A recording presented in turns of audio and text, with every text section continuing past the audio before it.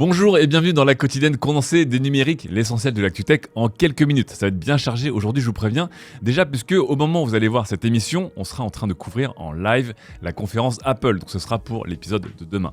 Deuxième point, nous avons parlé évidemment de son aujourd'hui avec Benoît Campion, notre chef de service qui était présent lors du live. Le lien est disponible sous cette vidéo. Enfin, et très important, aujourd'hui, c'est évidemment la journée internationale des droits de la femme. Et l'occasion pour nous, et bien aussi pour Mathieu, d'écrire un petit article sur des femmes qui auront marqué ces derniers mois, des femmes très puissantes et influentes, même s'il rappelle que, eh bien, elles ne sont que 23% à faire le monde de la tech notamment. On vous rappelait, Diana nous en parlait vendredi, qu'elle n'était que 22% dans le milieu du jeu vidéo. Mais les chiffres de Mathieu ici ne sont pas beaucoup plus reluisants. Pourtant, il y a des femmes qui se sont distinguées ces derniers temps, notamment Gwynne Shotwell chez SpaceX, qui a vraiment aidé à faire exploser la start-up spatiale d'Elon Musk. Scarlett Johansson, qui a lancé un procès qui fera date et peut-être jurisprudence dans le milieu de la SVOD avec son fameux film Black Widow, distribué et un peu trop distribué chez Disney. Bien sûr, Frances Haugen chez Facebook, celle qui a peut-être ébranlé le plus le géant des réseaux sociaux, Laina Khan, dont je vous ai beaucoup parlé en émission, qui est désormais la tête de la FTC et qui fait trembler toutes les GAFAM. Bref, des portraits très intéressants et de quoi aussi vous permettre d'élargir votre horizon et votre culture G sur ces personnes qui font la tech. On va maintenant continuer avec le reste de l'actu et évidemment, on va commencer avec les dernières news qui se passent actuellement autour de l'Ukraine et de la Russie. Et on va commencer avec le fameux bal des boycotts. Et ça continue, ça ne s'arrête pas, puisque désormais Mastercard, Visa et DXC rejoignent toutes les grandes entreprises de la tech qui coupent leurs opérations avec la Russie ou qui vont notamment aider l'Ukraine. Côté gaming, ça continue aussi à réagir énormément avec de nouveaux éditeurs qui rentrent dans la danse. Il y a déjà Ubisoft et Take-Two qui vont arrêter tout simplement leurs opérations et leurs ventes du côté de la Russie. Et du côté des gestes actifs, Riot va verser $1 million à la Croix-Rouge ukrainienne et va donner tous les bénéfices de ces Battle Pass à travers tous ces jeux jusqu'au 12 mars. Pour soutenir des causes ukrainiennes. Du côté de Itch.io, il y a un bundle à $10 qui s'est lancé avec beaucoup de jeux pour évidemment venir aider la cause. Ils vont essayer de lever plus de $1 million. Plus étonnant, du côté de la crypto maintenant, on a vu que les exchanges, les géants de la crypto, étaient restés un petit peu silencieux là-dessus et ne voulaient pas vraiment prendre action. C'est désormais fait, puisque Coinbase, qui est peut-être l'exchange de crypto le plus connu au monde, vient de bloquer 25 000 comptes russes. Alors est-ce que ça va à l'encontre des valeurs et de la philosophie des crypto-monnaies? Vous pourrez en discuter dans les commentaires en toute bienveillance bien sûr, mais ce sont les premiers du coup à prendre l'action et aussi expliquer que justement ils voulaient montrer que la crypto ne servirait pas notamment à la Russie pour échapper aux sanctions financières qui sont en train de lui arriver dessus. On enchaîne et justement on voit toutes ces entreprises qui sanctionnent et sont souvent applaudies dans les territoires occidentaux, mais qu'est-ce que ça leur coûte côté argent? Eh bien selon une entreprise qui travaille avec Apple, le boycott du marché russe pourrait coûter à la pomme jusqu'à $3 millions par jour, c'est-à-dire $1 milliard par an. C'est absolument énorme et vous voyez encore une fois que ce ne sont pas des décisions prises à la légère et si ce sont simplement des coups de pub ou du washing, social washing, ce sont carrément des campagnes un petit peu coûteuses. Autre point, on a maintenant des réponses sur une cyberattaque qui a eu lieu il y a 10 jours, justement, le jour du début du conflit en Ukraine et qui aurait touché aussi l'Allemagne et la France et on ne savait pas si c'était lié au conflit russe. Peut-être maintenant, puisque on a un peu plus de nouvelles sur cette attaque qui a touché le fournisseur d'accès réseau satellite Viasat américain. Et ce dernier s'est retrouvé hacké avec l'envoi d'une mise à jour vérolée sur un de ses satellites. Et désormais, de plus en plus d'enquêtes montrent que c'est une attaque directe russe, ce qui pourrait changer beaucoup de choses, puisque là-dessus, on aurait une attaque russe sur un service américain qui aurait touché le sol européen dans le contexte d'un conflit armé avec l'Ukraine, ce qui changerait énormément de choses. On attend d'en savoir plus sur cette enquête. On enchaîne et côté justement hacking, on va aller de l'autre côté de la barrière puisque Anonymous avait annoncé qu'il rentrait officiellement en guerre cyber contre l'État russe. Ils ont déjà commencé par hacker plusieurs sites internet russes et ils ont annoncé avoir pris le contrôle de plusieurs chaînes de télé russes en coupant leurs programmes et en diffusant des images de bombardements de villes ukrainiennes en live sur ces chaînes. Ce sont des déclarations d'Anonymous qui ont été plus ou moins confirmé par des médias ukrainiens qui montrent bien que ces images sont réelles et pas montées. Bref, vous allez voir que cette guerre côté cyber est loin d'être terminée. On va passer maintenant en France et justement on va passer aussi au blocage de Russia Today et de Sputnik qui, je vous rappelle, ont été virés d'à peu près toutes les plateformes sauf Rumble. Que se passe-t-il en France ? Eh bien pour l'instant il n'y a pas de consigne et les opérateurs et les chaînes françaises et les bouquets français n'ont pas pour l'instant bloqué RT et Sputnik.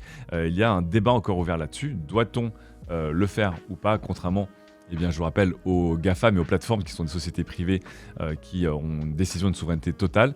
Ici, on n'est vraiment pas encore décidé. Dernier petit point autour de l'Ukraine et de la Russie avec les conséquences un peu plus inattendues. On va parler ce coup-ci d'énergie et on a désormais vu qu'il y a des dizaines et des dizaines de tankers, de pétroliers, de transporteurs maritimes russes qui sont littéralement bloqués en mer puisque la plupart des ports européens et scandinaves leur sont fermés.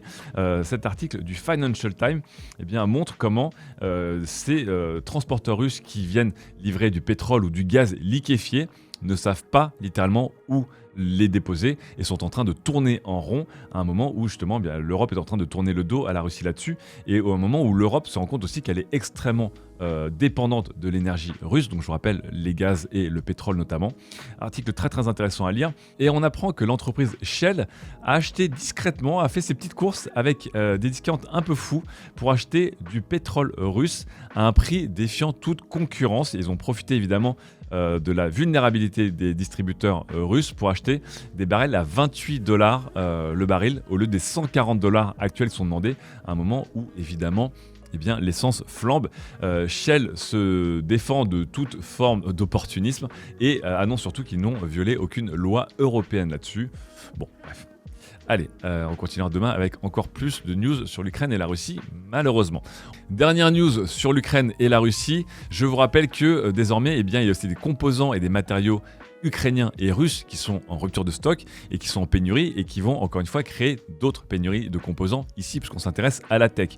Cet article de Maxence Fabrion chez nous eh bien, raconte un peu la tension que cela va créer et surtout l'exacerbation de la course entre l'Europe et les États-Unis pour sortir de leur dépendance notamment à l'Asie puisque désormais eh bien, l'Asie fournit 80% des semi-conducteurs au monde entier à un moment où justement l'Ukraine et la Russie sont un peu sortis du marché. Il va falloir évidemment sortir les grands moyens pour sortir de cette dépendance et les efforts qui avaient déjà été lancés à coût de milliards de dollars il y a plusieurs semaines vont très certainement s'accentuer prochainement. On enchaîne avec les smartphones et la conso et notre cher DGCCRF, donc un peu notre commission anti-fraude, qui n'est pas très contente sur l'industrie du reconditionné, je vous rappelle, qui est au centre de beaucoup de discussions ces derniers temps et qui marche très très bien parce que quasiment 3 millions de personnes en France sont passées par des plateformes de reconditionné pour acheter leur téléphone.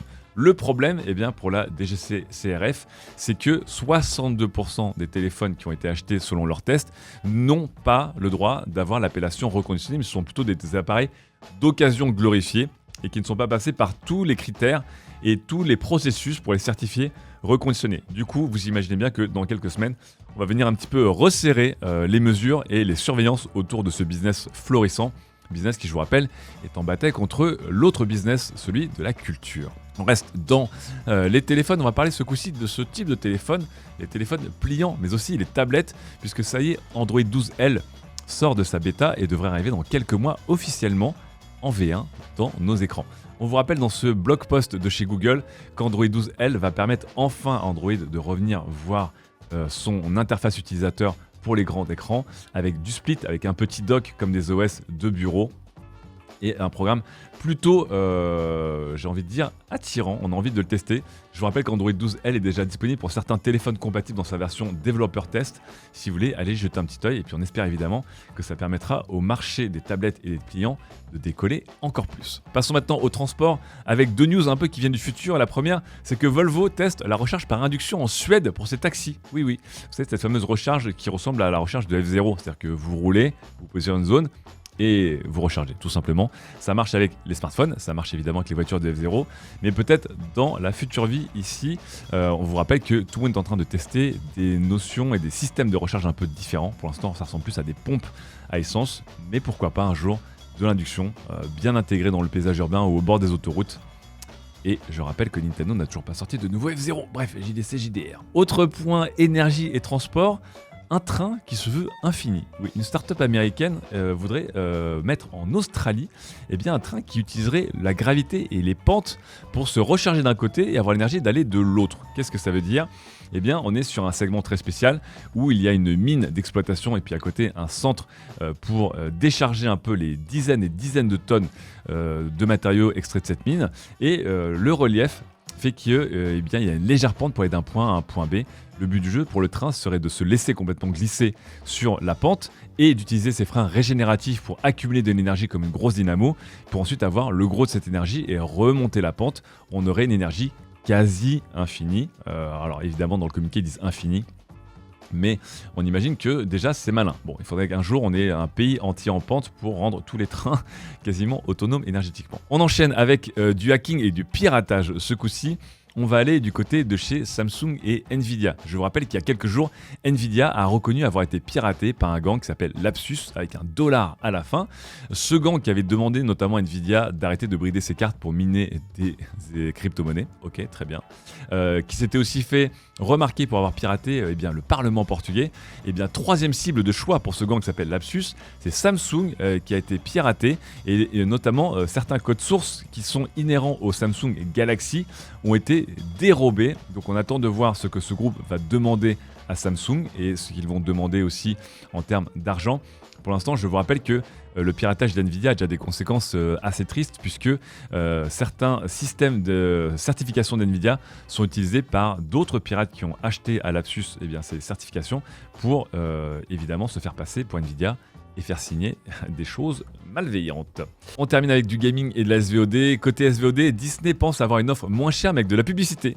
Oui, on appelle ça presque la télévision, mais oui, Disney va se lancer dans le streaming avec une offre qui se coûtera moins cher aux personnes qui ont moins les moyens, c'est une bonne nouvelle, mais de la publicité. Quelle sera la quantité de publicité et à quel moment elle sera diffusée ? J'espère que ça restera évidemment propre, mais si ça permet à Disney+, évidemment, de toucher plus de personnes. Je vous rappelle qu'il y a beaucoup aujourd'hui d'offres qui sont sponsorisées, notamment les Kindle, les liseuses de chez Amazon. Autre point télé, on va être du côté de chez Amazon, justement, avec une rumeur God of War arriverait chez eux. Alors qu'on a eu The Last of Us chez HBO, ce coup-ci, on aurait Boy et son fils qui ferait un petit tour. Est-ce qu'on ira du côté de la Grèce ou de la mythologie scandinave ? À voir. Est-ce que ce sera surtout un show, une télé qui sera à la hauteur et pas trop cheap ? Je te regarde The Witcher. Autre question. On termine sur du gaming et du vrai. Ce coup-ci, on va parler du Steam Deck. Je vous rappelle, ce PC portable de jeu ou cette console portable PCisée, comme vous le voulez. Est-ce que ça marche ou pas ? Notre test arrive dans quelques jours. En attendant, la machine cartonne, puisque désormais, si vous voulez commander un Steam Deck, il faudra attendre jusqu'à octobre 2022 pour l'avoir, donc 6 bons mois. Et je vous rappelle sur des plateformes de revente, vous voyez les prix un peu délirants des fameux modèles de Steam Deck qui sont déjà disponibles pour les petits vénards qui l'ont. Autre machine portable qui fait beaucoup parler, c'est évidemment la Switch dans sa version OLED, avec ici le youtubeur Wolfden qui s'est amusé à la tester avec une image fixe pendant des heures et des heures pour voir s'il a du burn-in dans l'écran OLED. Je vous rappelle que le burn-in, c'est lorsque une image reste trop souvent la même, vous pouvez graver un peu dans les photosites pour faire les choses simples cette image. Il a laissé la console tourner sur une image fixe de Zelda en luminosité maximum pendant 1800 heures. Et avec aucun système de burn-in, aucun syndrome de burn-in. Il est passé désormais à 3600 heures et ça y est, il peut voir des effets de burn-in dans son écran. La bonne nouvelle, c'est que la Switch n'a pas vraiment de système de protection à part aller en veille et que ce burn-in n'est pas vraiment visible, vous voyez ici, sauf si vous allez sur une image de couleur unie. Évidemment, personne ne va laisser sa console allumer 3600 heures sur une image fixe, donc c'est quand même une très très bonne nouvelle pour Nintendo et pour les gens qui ont peur d'acheter des écrans OLED. Globalement, on a fait des très très gros progrès. Vous ne devriez vraisemblablement jamais voir de burn-in sur votre Nintendo Switch dans les prochaines années, à moins que vous vouliez la laisser tourner sur un écran fixe pendant 3600 heures pour l'expérience et pour la beauté de la chose. Tout dernier point avant de nous quitter, Linky, c'est un petit point pour les gens anti-Linky et pour les gens pro-Linky.